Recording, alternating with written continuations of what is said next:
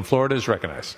I do not believe that the Long Island crew is acting in bad faith, just exceedingly bad judgment. And here's why. Since the beginning of this Congress, there's only two ways you get expelled. You get convicted of a crime, or you participated in the Civil War. Neither apply to George Santos. And so I rise not to defend George Santos, whoever he is, but to defend the very precedent that my colleagues are willing to shatter. Now, let's speak to due process. Mr. Santos hasn't been convicted of anything, but we haven't even moved to expel the people who have.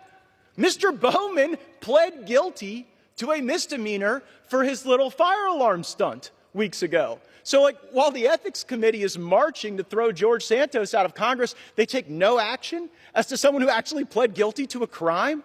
What's that all about? And then there's all this talk about, well, he could have come and testified to the Ethics Committee, and he didn't. So he had his due process. But that belies the fact that he faces a trial, and had Mr. Santos testified before the Ethics Committee, an argument could have been made that he waived any of his rights that he would have had at trial that any American would enjoy. So it was a procedural double bind that shouldn't be held against Mr. Santos as some sort of adverse inference. Let's also talk about this precedent. The fact pattern as to Mr. Santos is remarkably similar to the fact pattern of former Representative Duncan Hunter. Duncan Hunter used campaign money on girlfriends and trips and home improvements and all sorts of personal lavishes. He was indicted for those crimes and continued to serve in Congress. He pled guilty to a number of those crimes and continued to serve in Congress. He was in Congress for an additional pay period after having pled guilty to the very same things that Mr. Santos has been indicted for. And so I think it's persuasive to me that Mr. Higgins and Mr. Nels, two law enforcement officials with sterling reputations, are here not necessarily to defend Mr. Santos, but to defend this precedent and this due process that is being shattered. And I was struck when the author of this resolution said the quiet part out loud. He didn't try to shoehorn the expulsion of George Santos into some existing construct or precedent. He said, yep, we're making a whole new precedent. We're making whole new rules right now. But he defends that by saying that the new rules are better, that it's a higher standard. So we should just throw away everything that's happened from the first Congress to the 118th because the new precedent is more robust. The problem is it's a lower standard for due process without merit.